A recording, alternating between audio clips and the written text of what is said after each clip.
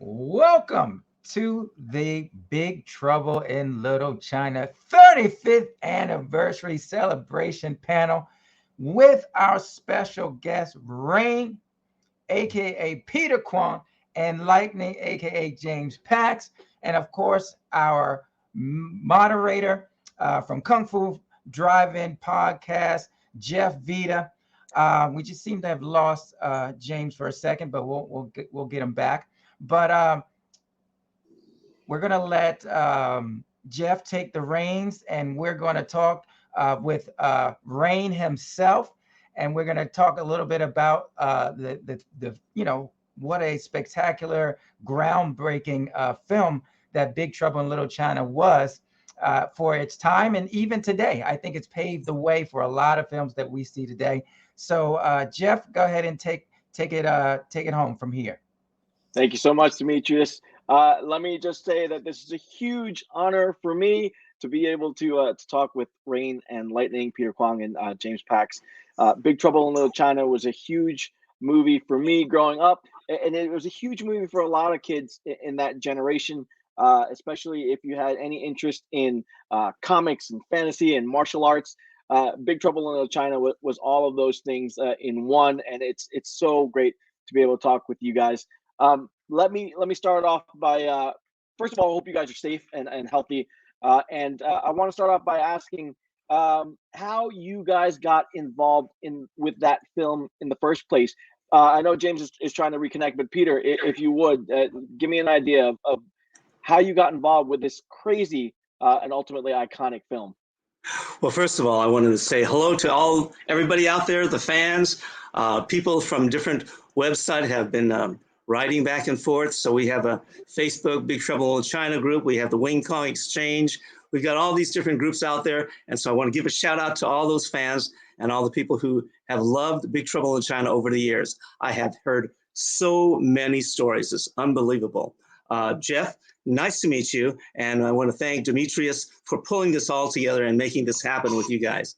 So how I got into this particular event in the first place, give you a little background. I've been an actor, a professional actor, since about 1974.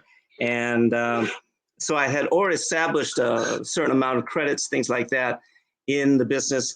And then when it was first cast, the leads, when I came aboard, were already taken. We didn't have a chance to work in there at that time. So what happened was that a couple of my friends, martial arts friends, told me that they were having an open call for martial artists, if you will, for Big Trouble in Little China. And I've been to these huge cattle call martial arts things before. I remember many years ago when I first came to LA, I auditioned for the Bruce Lee story, right? So I went there, huge line around the block of Warner Brothers, white, black, heavy, small, male, female, every person was going up for Bruce Lee. So I said, oh, good God, I'm going to do another one of these cattle calls. So I went there, a bag full of weapons, and I threw the weapons down. I said, that's in case I don't get the job. That being said, initially I did martial arts weapons with double hook swords, with broadswords, and with the staff. And they liked me. And John Carpenter stepped in and did the negotiations with my agent at the time and hyped me up and bumped me up to be a character of one of the three storms, Rain. So that's how I got involved. That's awesome. And hold that point. I don't want to get back to that. But James Pax has joined us again. James, I was just saying that it's such a huge honor to be able to speak to you guys. Big Trouble in Little China is an iconic film for a lot of us growing up in that generation, for martial arts, comics, fantasy fans. So I wanted to ask you, Peter took us through his journey, but how did you get involved with this? And I characterize it as a crazy but ultimately iconic film.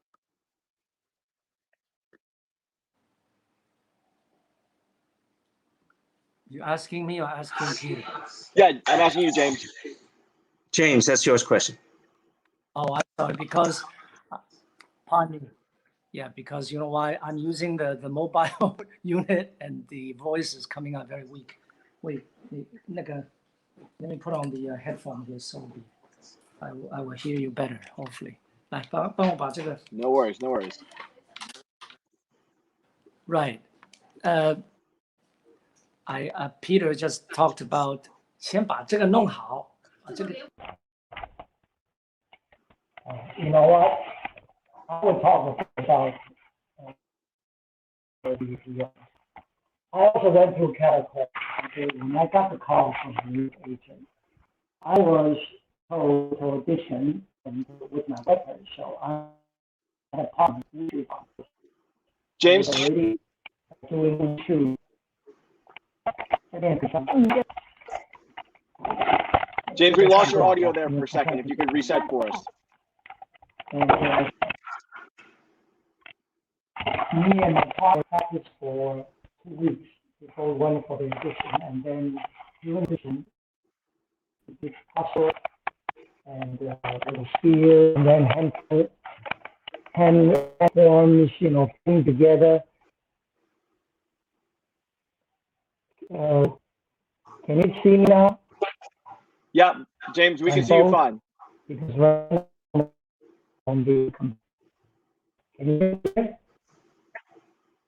All right, hold on 1 second, James. I think okay. we're having a Basically, little bit of we a. did a non-stop fighting between me and John Carpenter. Right now I'm hooked on both, on the computer and on the mobile. And which one do you think I should use? All right. Can you hear me? Yeah, so we can hear you, and you're sounding better than you sounded a little while ago. I think we missed a lot of the. Can you hear me loud and clear? Question. Not loud and clear, but we can hear you. It's breaking up a little bit, James. Okay.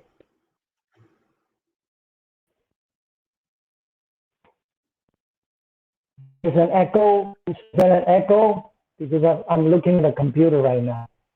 So there's no echo, but it sounds kind of muffled. Oh, now we just lost him. Oh, well. Okay. Wait, right there. Audio is perfect. Okay. Right There we go. Now I'm switched over. Perfect. Okay. Thank you. All right. On me. Sorry, fans. You No know, problem. we are deep in China here, so the internet is very like on and off, on and off. Not a problem. Anyway. You think we'd be able to get this down with everything? Now I two think years? as long as we're locked in, I think we're okay. Okay, let me continue. Yeah. So let's do it again. surprisingly, right. We prepared 2 weeks with my partner, who is a wushu expert, and I learned it from him because he is from China. So I was just a more of a karate kung fu guy before. I mean karate and taekwondo. So he taught me the wushu, and then I learned it very quickly. And then we prepared for 2 weeks. We went on audition. We brought in a spear and a broadsword. We started fighting with the free hands. Boom! Immediately picked up the broadsword and the spear, and we just keep on fighting nonstop.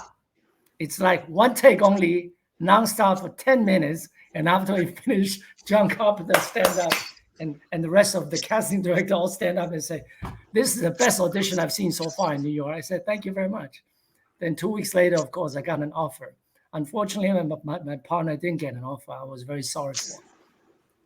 And that propels me from New York, because before I was just a little stage actor in New York, although I already got an offer, by the way, to do General Hospital as a series regular. But my agent said, you take this job instead of General Hospital, although you're going to make, what, $500,000 a year.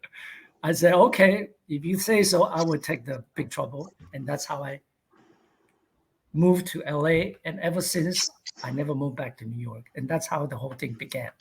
Wow. Now, in terms of my character, influences in like a Mortal Kombat and all of that, honestly, you know, I wasn't really following Mortal Kombat. I didn't even know that there's a character similar, or they got inspired by me until many years later.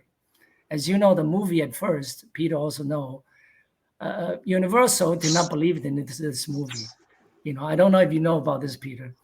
And Universal, because on the same week, Ghostbusters was on, and you know, Ghostbusters had 3 superstars. Back then, they were superstars. We only had Kurt Russell and a couple of unknown Asian actors, you know. So they didn't believe in it. So I doubt that they even put $100,000 into the campaign. So we lose out. I think we only did like 10 million or something. And we were hoping that it's going to do 40 million, you know. But I know after the international market did very well, and it became a cult film. Only when it became a cult film, I realized that my character was totally now, a legendary character. And I'm very happy for that, I gotta say. And now, Peter, in case you don't know, we have a Big Trouble in Little China fan club, 60 over 1,000. And I I just know. started I've been on that site many times. Yeah, they also have actually quite a number of sites out there. I checked through Facebook as well as there's a Wing Kong Exchange that's been there for at least 15 years. So it's been quite an adventurous. As a matter of fact, after the Big Trouble in China came out, and due to the lackluster campaign that 20th Century Fox did, I believe that John Carpenter was very disappointed in the film.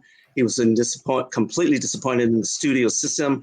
And from that point forward, it's very well documented that he decided not to do any more studio films and go back to the independent films. Like I think the film that came out afterward was the Prince of Darkness with our fellow colleague, what's his name? Help me out here.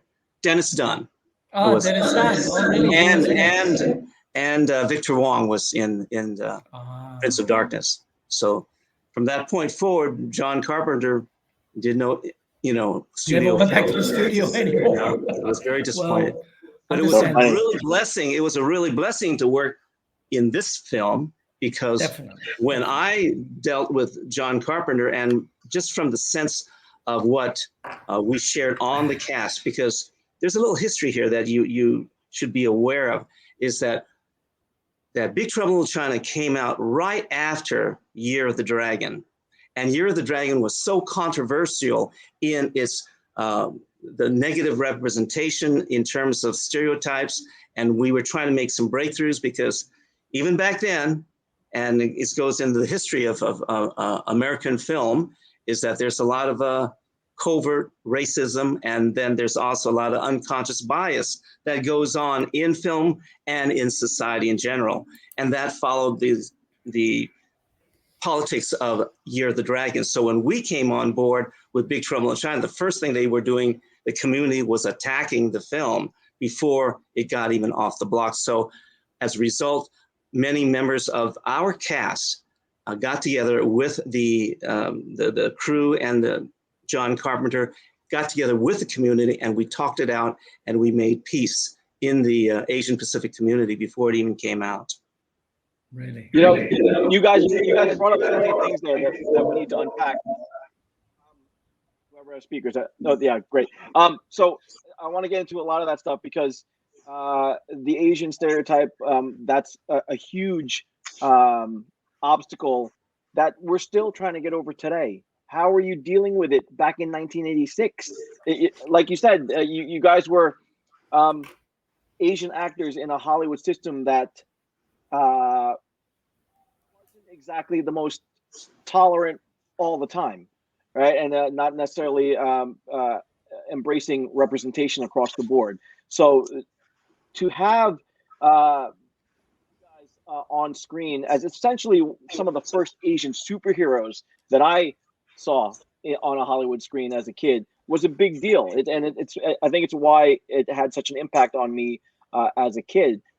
So how did you guys deal with that, knowing that you were going to be kind of caricatures of mythological characters in Chinese culture? Peter, you want to take that first? Sure, I'll do that. My background in terms of getting into show business in the first place is very unique because I didn't get in for the art's sake, and I didn't get it because of I wanted to be a stunt person or martial artist. I got into it because of my parents having to deal with the racism in this country. Just trying to, I go from the old school, right? Watching Superman as I grew up, right? That superhero says truth, justice, and the American way. And that's my concept. I'm a born American, born in the US of A in Sacramento, California, fell off the turnip truck and came here to LA to make it big in American show business, and show business in general, not that I had to be a Chinese actor, but just an actor, period. That being said, I knew that the medium is the message. And as a result, we need to, in order for change to happen, we need to see this face as a face of America, not an Asian face, but a face, period. And no matter what we go through, our emotions are human. Our issues are human, not a particular race. And so that being said, that's how I entered into the politics, if you will. I've served on the National Board of Screen Actors Guild and AFTRA. I was the governor for 2 terms at the Motion Picture Academy, and I am also now currently a executive committee member of the Academy of Motion Picture Arts and Sciences, the Oscars, the Emmys, as well as the SAG Awards. So that concept of understanding the what I call the film and television industrial complex is really critical in affecting change and presenting ourselves as Asians in America. I agree, and I want to congratulate what Peter had done. I think he is in the right position to answer this question, but I gotta say, there has been a tremendous change for these 30 years, 35 years. Back then, Peter and I and many, Asian actors are struggling to get a part. And it kind of made us become like competitors. Every time there's a part between 20 to 35, Peter and I are always in the same room. I say, oh, hi, Peter. And then Peter will say, oh, you are here again. I say, yeah, well, we're all in it. It's that kind of thing. But as you know, I left Hollywood. Because of that reason, that the Asians faces, it don't matter if you're Japanese or Koreans or Chinese, are never presented correctly in the Hollywood movie industry. In the early 90s, I left. I said, enough of this. I'm not going to play second and third banana to, Charles Bronson and Chuck Norris and all of that. I said, I want to star in my own film. And just to tell you the truth, even when I had a good agent back then was try it, I said, why can't I be casted at just anybody? Cross casting, which they call it, means I will go up for the white or black parts, and then let the director decide whether I'm right for the part or not. Some characters you could do that. And they were like, I said, fine, that's fine. I'm leaving. Boom, I left. After I did just before I did another TV series, which was kind of successful, Nasty Boys. I was waiting in Hong Kong. And then I got called to go back. And then after that, again, that's another thing. We had 5 boys and 1 Dennis Franz playing the captain, if you saw it. It's wonderful. It's like Miami Vice, instead of 2, we have 5. Chris, all colors. And yet, me being the Asians, I only get 1 episode out of the 13 episode, means I'm the lead in 1 episode. And everybody else was getting 2 or 3. So I complained to Dick Wolf in a nice way. I said, why, being Asian, and as you know, I think I have the biggest draw right now because of Big Trouble, and my international draw is much larger, which is true. I sold the whole Asian territory. Without me, that series would not be sold in Asia. And he couldn't really answer. He said, James, we're going to go on to the 2nd season. Would you stay? I said, no, I'm not going to stay, because I told you right from the start, I'm a very straightforward person. Since you're not taking attention to me, I'm leaving. I'm going back to Asia, because I was already doing well. I was doing my own movies, But after I left, which has been 20 years in China and in Asia, I realized that Hollywood has changed. Peter, I'm sure you are probably the instigator of it. Now, all Asians gets very good part, especially the Koreans and the Chinese actors are really up there. Directors, producers, even writers, I looked them up, although I'm not there. The scene has changed. And I have to congratulate whoever does it. Peter, you're probably one of them. And, Asian directors, Koreans and Chinese are all being nominated and winning, right? I mean, Claudia, you know what I'm talking about. And Asian actors too. I think this is the right time, really a fair time for the Asians to compete in the Hollywood scene. And I'm actually making myself back next year. I'm going to make my own movies, basically. That's my take on this whole thing. But that's Peter, fantastic. you did the right thing. We need more people like you. Really, we need more people like you. You are a hero to the Asian movie community to bring it to this level, because I wanted to do it myself, but I never had the power, and I don't even know how to do it. And you are in this. It's perfect. Thank you. Well, thank you very much. Just want to let you know, in the process of being aware, I think as actors, we have to deal with a lot of issues, whether it's just show business alone. And now that all of our auditions are virtual, not only do we have to learn how to act, but we have to know how to edit and direct and deal lighting. You know, I've got my ring light here. I've got all my lights going crisscross and things like that. So all that is just sometimes a little bit overwhelming. That being said, the sense of balance is critically important. When I first came to Los Angeles, I had a sense of how does this business work? 90% business, 10% show, right? So that's the kind of formula in terms of to seek out success in our insane business. And one of the things that we had to deal with is the sense of being aware of governance. How do these organizations work, like Screen Actors Guild, the TV Academy, the Motion Picture Academy? Why are those institutions critical in that whole dynamic of the business of the studios, of the media, of the award system, all working hand in hand, so one pumps the other, making hundreds of millions of dollars so that each will feed the other. So I remember going back and saying, well, how do you get the attention? How do you become a star? There's old school way, is do the product, do the acting, do the jobs, and then get on the red carpet and become famous that way, get the right PR. The other way is via Kim Kardashian, get the scandal first, right? Go on the red carpet, wear as little as possible and make a scene, and then get your infamy, and then get the reality show and work it that way. So there are many approaches to, so just be aware that this is the kind of things that we as actors have to think of on multi-levels of the awareness of our media face and what we present. That being said, James, you were mentioning, we were being a member of the Motion Picture Academy when we had that year of Oscar So White, with Chris Rock being the MC, and there was an outrage that there were not enough Blacks. They brought in those 2 jokes about Asians on that scene, and we, 25 of us, as members of the Academy, marched up to the CEO's office and demanded an apology, and that started the A2020 initiative, which changed the face of the Academy. Before, it was limited to about 6,000 members. And in order to get into the Academy, someone had to die, almost literally, because they would only bring in about 100 people at a time. But now, after that initiative, for like 6-7 years up till now, they started bringing in thousands of people each year.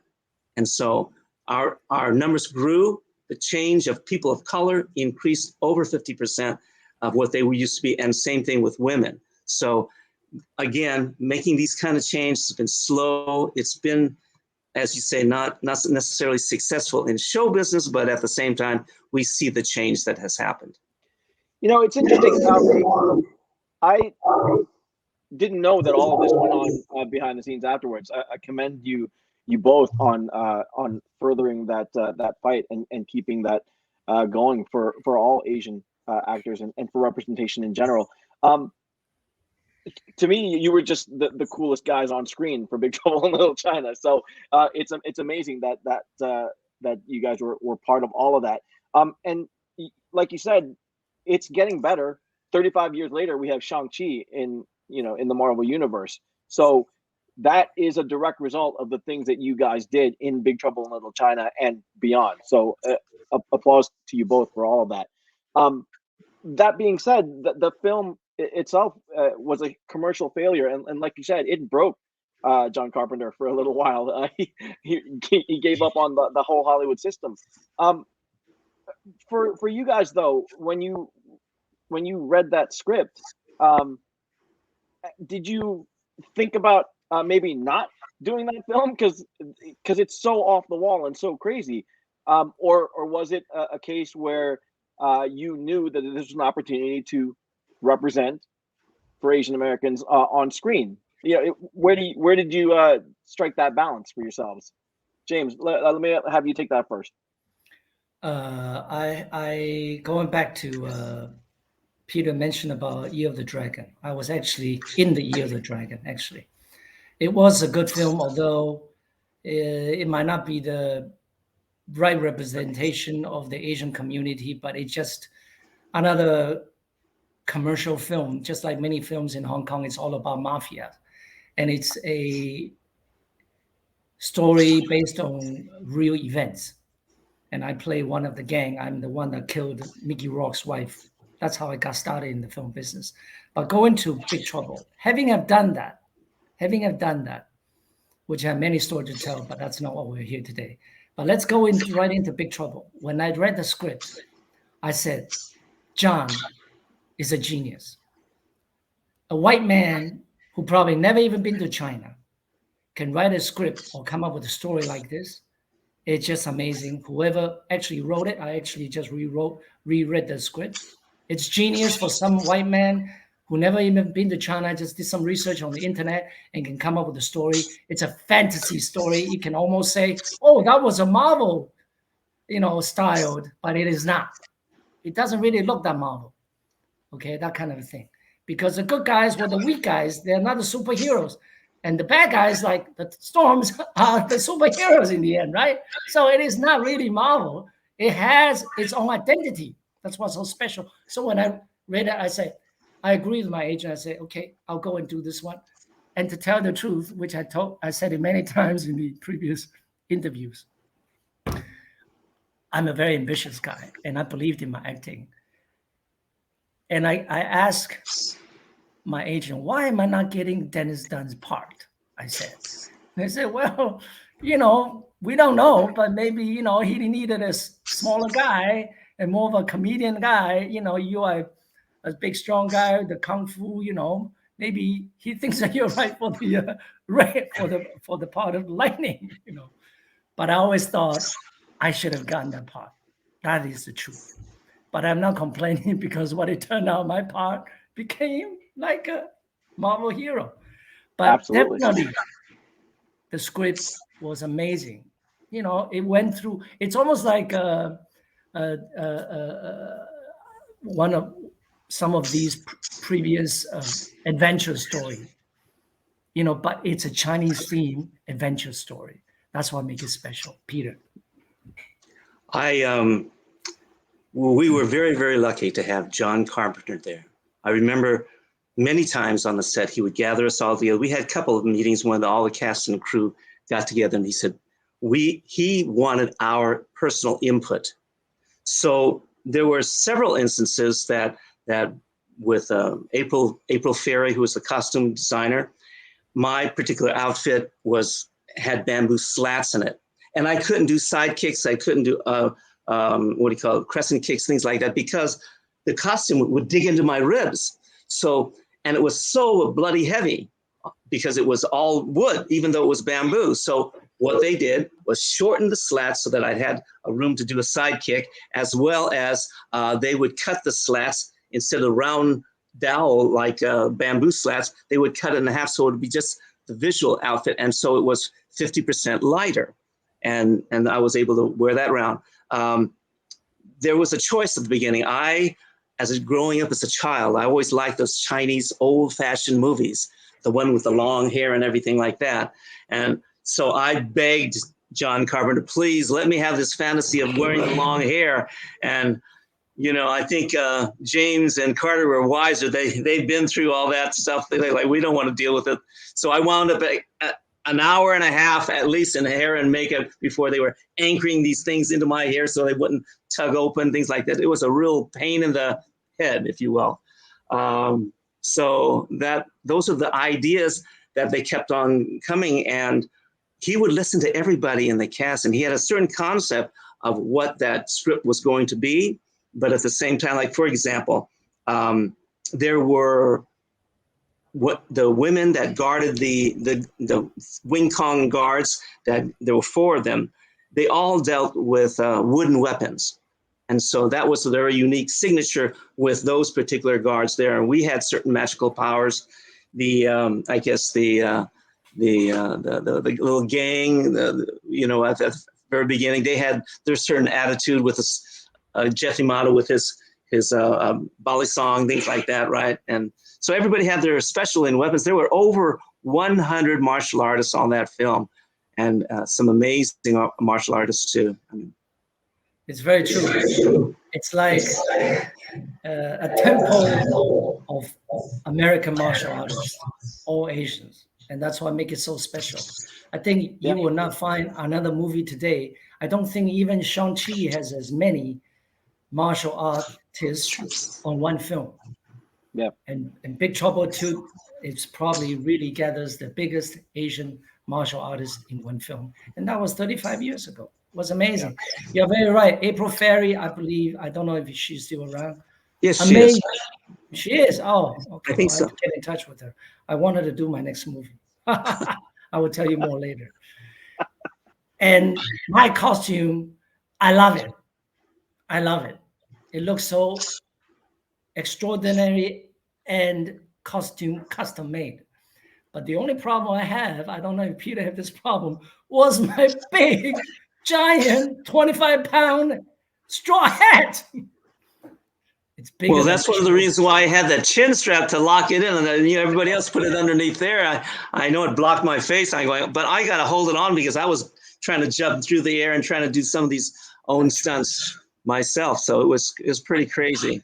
And I remember one time on the set during the shooting, it was the studio lot 25 at 20th Century. The studio 25 was very cold, and so I remember I had to do this fight scene that I had to do with Dennis Dunn, and short time to warm up. I would get cold, and I'd go to lunch and then things like that. So I came back cold, ready to do a front kick and then a back kick like this, and then on the back kick, as I'm doing up my supporting leg, I heard this huge pop, and I fell to the ground. I was going, what the heck happened? I grabbed around my knee and I grabbed around my butt. I felt my muscle there, and in between there was nothing. I snapped my hamstring right in half.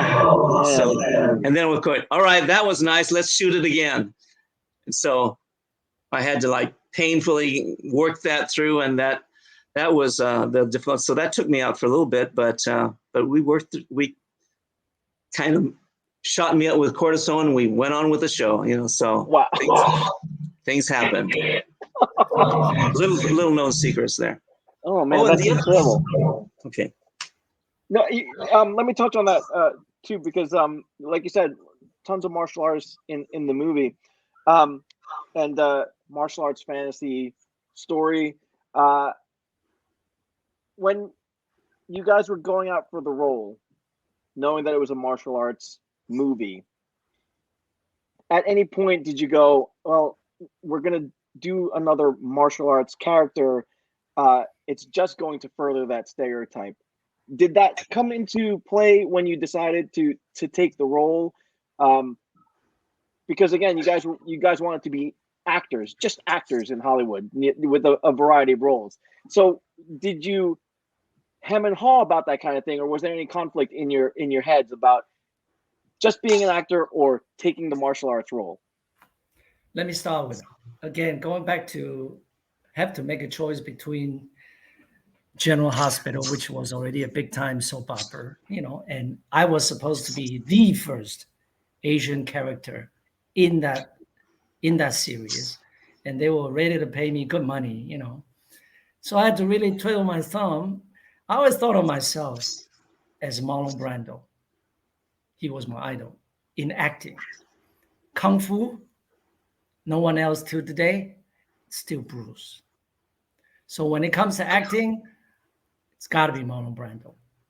So of course, I got the part of Lightning, which I know it's got no lines on it, no bloody line, and that really bothers me. But the agent said, "Well, you know what? It's John Carpenter, and it's 20th Century Fox, right? You want to be a daytime soap opera star, or you want to be somebody? Maybe someday you will make it into, into the feature movie, which that's what drove me into this part. And really, I accepted it, and I'd really try to do the best I can without speaking, just with my action. And that's what I made it my own part, basically. Peter. The concept at that time, okay, you go think back then. We were not pioneers. Some people have called us pioneers, but we're not the pioneers. The pioneers are Setsu Hayakawa, Anna May Wong, people in the silent eras that they had to deal with stereotypes, right? Yeah. I mean, if it wasn't them, then it'd be white people playing Asians, right? That's right. Like Charlie Chan and Fu Manchu, you know, Christopher Plummer, all these wonderful actors.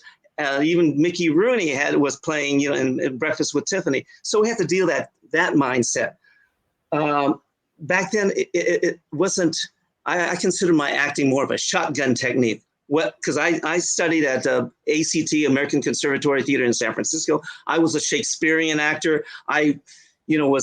But that was not going to happen in show business because of the tremendous mindset that they had of saying, well, you're Oriental, blah, blah, blah. That was back in the day. Things have changed a lot. Things are going to continue to change. And I see that progress being much, but back then, all we could deal with was, I wasn't thinking in terms of, do we get an Asian part or not? And how do we deal with it? We got the part. And so you're a villain. So you're a bad guy. So make it more human. Make that villain cry a little bit when they kill their victims, you know, show a little pathos and empathy and emotional, and then bring on the human qualities to that character, and that you will change the concept of the stereotype. If you give it dimension, give it color. I think that's the main issue. That was the problem with Year of the Dragon. They wanted some multi-dimensional, not only just the gangs, but in like Godfather, they give it family, they give it attitudes. Everybody had multi-layers of dimensions and colors to their character. So that's what we have to do and have been doing for such a long time, not only fighting to break that stereotype, to break out that even Bruce Lee, as James had mentioned, couldn't even get a role that was meant for him in Kung Fu because of that concept that Asians can't play themselves because they're not going to draw in a lie that has been perpetuated in our show business arena for many, many years and continue to do so. Very well. It's a testament to all of you. Yes. Yeah, it's a testament to all of you that were in that film because, as you say, you all infused character and personality into all the characters across the board. So it's not a surprise that the Asian community embraced your depictions of their characters because they weren't typical stereotype Asian characters. There was more to it there, and again, from everybody that was in that film, it wasn't. There was no instance where the characters, even though they were villains, they were portrayed as bigger than life and cooler than cool, and you carried it well. And there's nothing there where you could look at it and go, well, that's a negative depiction of the race, because it was just there was a real character there, and you guys made that happen. Well, as I mentioned before, initially when we first started out, the Asian community was not behind us.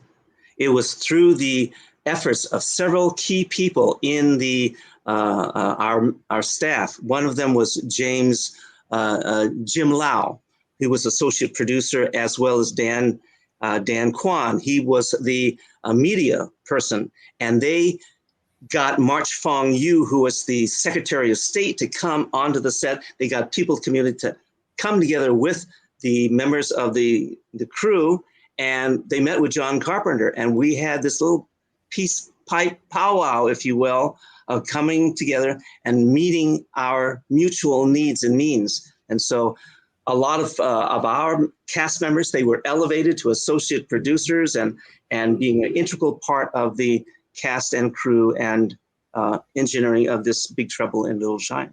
So it was a collaborative effort, if you will. Now, 35 years later, out of all of the work that you've done, the huge bodies of work that you guys have amassed, do you still get recognized as Lightning and Rain? Yes, definitely. That's what they think about out of all the parts that I've done.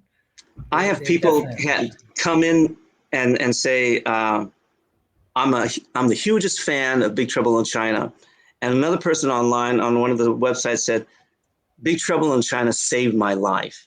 And I was blown away with that and that whole concept. So it's just really amazing how they would say, and you held our family together, because our family would come together every month and watch that religiously on a certain day and or a certain anniversary. It was just like the, during Christmas, you see A Wonderful Life, everybody would watch that, or during Easter, everybody watched Ben-Hur or whatever. Everybody watched Big Trouble in Little China because it brought people together.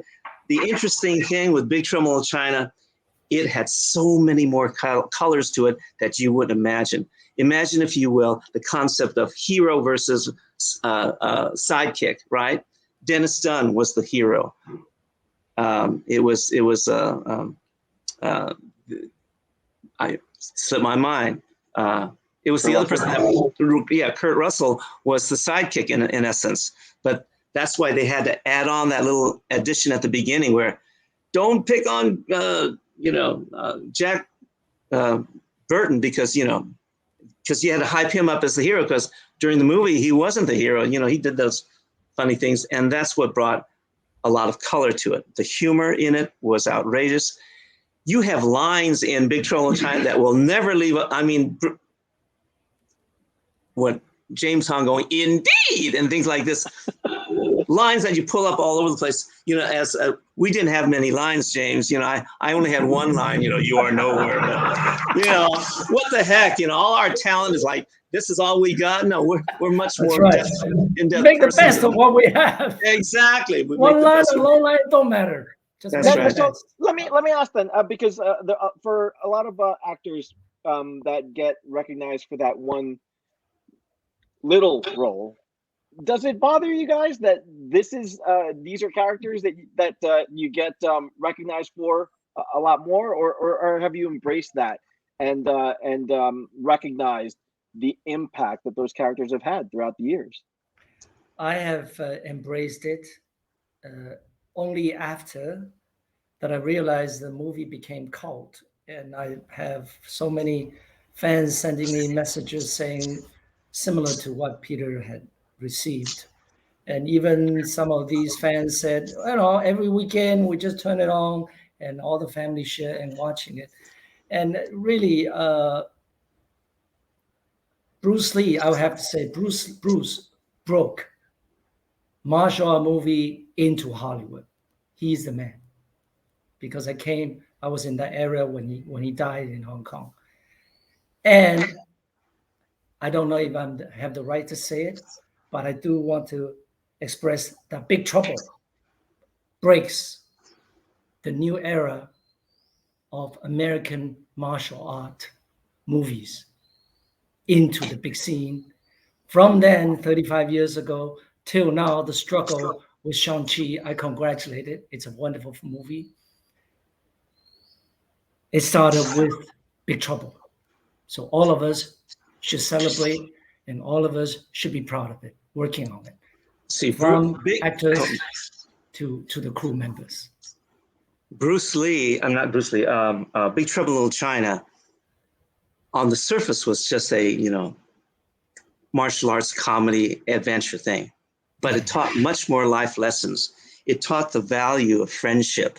It taught about relationships and how to treat people, right? And so these are the concepts that is subtly placed in there. I remember one fan said, these taught me life lessons of how to be a man, right? It's like, okay, it's not just winner take all, or, it's just might makes right. It's, sometimes you have that working as human beings, you have that magical quality about you that even it's that magic potion, the elixir that we take, or knowing all the different hells in China that we have to deal with. We bring on the human quality of friendship, bonding between what people do with best friends, how to treat people. You obviously the lines that Jack Burton came up with wasn't working with Kim Cattrall, characters. So he, in his own way, with his lipstick on his mouth, shows the humanity, the humor, that we can all be heroes without a stereotype of one type of hero. You can be a real person and be a hero too. That's very true. Amazing, amazing. We've been talking for 45 minutes. We're running out of time. I would talk with you for hours more. But before we leave, let me find out from you, and Peter, you can start. What are you doing nowadays? What is coming up next from you, so that fans of your work from Big Trouble in Little China can continue to follow your adventures? Well, what I did recently, in the world of making change, because that's what I try to do. It's my destiny, because I guess my parents' legacy allowed me to say that we should all be presented and represented and given the opportunity to be real people. Okay, that's number one. So as a result, I recently ran for vice president of the LA local of Screen Actors Guild, AFTRA, as a delegate. And so they had a choice, right? There's one slate or the other slate. They spent tens of thousands of dollars promoting their candidacy. I ran as an independent, and I made a big dent in it. I wasn't elected, but that's okay, because I was able to pour that energy back into my acting and been coming up with, one callback after another. And, we're getting success on that. So energy is never wasted in that regard. As a result, currently, I am doing my representation as an executive committee member of the Motion Picture Academy of the Actors Branch. We're currently voting for the new Oscars that are coming up in 2022. So I'm one of the people who are going out for, as a matter of tonight, right after this, I'm rushing out to go to a FYC event in Hollywood, in Beverly Hills, to see Kenneth Branagh and in his new movie Belfast. And yesterday, I just got through seeing another wonderful film with Tick, Tick, Boom. That's the Lin-Manuel Miranda movie. And so things like that, these are the things that always being involved to make effective change in our medium. So that's what we try and do. Terrific. Incredible. James, how about you, sir? I've taken a different route, as my heart has always been in the art of movie making. I always tell my friend, that I'm not a hero, and I'm no superstar. I'm just a humble movie maker. Till today, I still consider myself everywhere I go. As you can see, my fan contributed the poster on the right side here, and that is from the belt buckle of Lightning. And the one right behind me, the big tiger head, is the next movie. I'm doing a preview here. Next movie I'll be directing. I wrote it. It's called Shaolin Warriors 7. So it is, give you a little bit of a heads up. Oh, okay, let's watch it, and then we'll talk.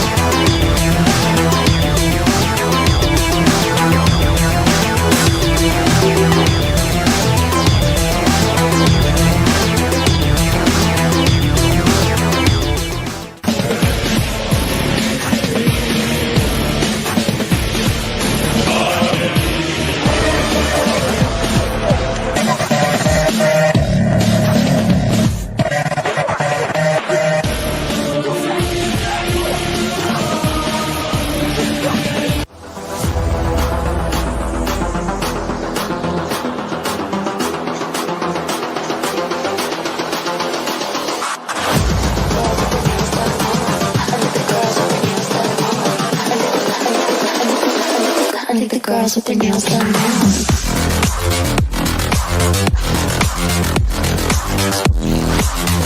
The girls with their nails done.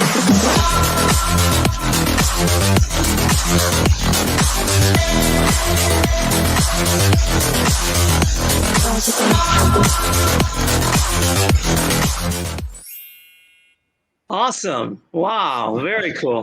Congratulations, James. Much success to you. Thank you, Peter. And you have That to, looks amazing. You definitely have to come to our premiere, and hopefully you give us the vote that we need, and many other votes, of course. Yeah, we know that. I'm sorry. We know that. I think her name is, the lady Chinese director that just directed the superhero movie. Oh, right, Eternals. Claudia, right. Claudia. Chloe Zhao. Zhao. Chloe Zhao. There's already an Asian American that won the Academy. I hope somebody else will be. Whether it's me or not, it don't matter. But the point I'm trying to make is that this movie is in tribute, because I always say in tribute. You know why? Because I'm influenced by so many wonderful actors and directors. Kurosawa, the Japanese #1 director, was always my inspirator. This movie is in tribute to his Seven Samurai. That's why it's called Shaolin Warrior 7. Cool. But I'm taking that concept, that structure, into Shaolin Temple based on the real events that happened in 18-something, and it expanded into a different realm. I instilled the Marvel style superhero, and yet my superhero does not fly, does not use electrical power. They do everything with human feet. They do not fly. They do flips, and they use traditional weapon, and they are going to defend world justice against any crimes and so on and so forth with their hands and traditional Chinese weapons. That's what the movie is about. It's one of a kind, and I hope to get the support from the Hollywood community, one of the studios, to back me up, because we do have super stars from Hollywood and from China and throughout Asia to be in it. But a lot of them are current super action stars, and I hope they will support it. On top of that, this is a feature. I hope to make it just like, a series, Shang-Chi, that kind of thing, a series. But on the TV front, I'm looking to do a takeoff from Shaolin Warriors. So there will be a TV series. On top of that, I have something special strictly for TV, and I'm already talking to UK network, and hopefully we'll land something very quick, which is, again, one of a kind, has never been done before. But everybody that had learned martial art or loved martial art movies, they will have to celebrate on this brand new program on TV, which is any martial arts goes, and everybody will be in the same platform. I can't tell too much, of course, but those are the 3 projects I'm working on right now. That's incredible. So as a child of the 70s, who grew up on Saturday afternoon Kung Fu theater, that kind of stuff is right up my alley. So there you go. I wish you the very best of luck with that. And Peter, continue to do the amazing things that you're doing, affecting change. And I wish you both the best of luck. Stay healthy and continue to do what you're doing. Thank you for bringing Lightning and Rain to the screen, and for paving the way for movies like Shang-Chi. And guys, continue to do the work that you do. Thank you so much for taking the time out to talk. It has been a genuine honor to speak with you guys. I want to thank Demetrius, my hero, and of course to Joel. And great to see you again, Peter. You and too. Really, Peter, we have to meet up and have coffee. We have dinner, really. Sounds great. Sounds great. But at last, I want to say I have my own fan club. Okay, it's growing in the last 3 months. And look at this. Maybe, Peter, you want to have one? I'll design one for you. This is my lightning. I can't see. Oh, good. I can see it now. I can see it now. That's lightning. cute. Yeah, it's a lightning enamel pin, and it's illuminated, means at night it's going to shine. I designed it, but the picture was actually, the original sketches was done by one of the fan, and then I designed the whole thing, and it's manufactured in China. It's selling like crazy. Good for you. My fan club, you can find on my Facebook. You will find my fan club. And then, of course, if you want to have this, you can order it from my memorabilia website. And Peter, I think you should have your own. If you want, I can design one for you. All right. Sounds great. I hope you Okay. to sell it and you get a royalty from it. How's I that? want to take a moment to thank Demetrius and nice meeting you, Jeff, too. And again, James, awesome. You know, after what, 35 years, it's about time we get back together and make some magic, Hollywood magic here. All right. So God bless you all and keep. And even though this is a Chang Sing thing, you know, you want to have that signature. Goodbye, right? Get that thumb in. Keep that thumb in. I keep on telling the fans, Like that? keep the thumb in, right? Otherwise, this means loser. Okay. So. Okay. All right. I want to thank my moderator, Jeff Vita of the Kung Fu Drive-In Theater Podcast.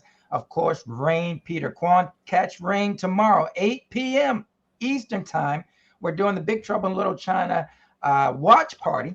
And Rain's going to give us some behind-the-scenes commentary. Thank you, That's James. right. Pax, All those secrets that you always wanted to know about Big Trouble in China, collected over the years. I'll let it all out. That's right. And both James and Peter are available until November 20th for personal messages, okay, and private chats. All right. So check the website and be sure to check out the Big Trouble in Little China 3D VR experience right here. You get to see a whole lot of what was going on in the film. It is an amazing, amazing experience. Peter and James talk about their personal message and private chat opportunities. You can easily go to James's store by clicking over here. You can take a Big Trouble in Little China photo, virtual photo there as well. And then you come over here to the second floor and look at all the wonderful art that the fans around the world have created for this incredible, incredible, groundbreaking film. So, you know, just go to the website, urbanactionshowcase.com, and click under the UAS virtual experiences, and you guys will be able to check that out. Thank you, guys. Everybody stay safe, and we'll see you in another 5 years. Hopefully not so far away. Hopefully it'll be next year. Exactly. When the Shaolin Warriors 7 comes out, then we'll do another one. All right. Take care. Okay. Thank you. Bye-bye. Take care.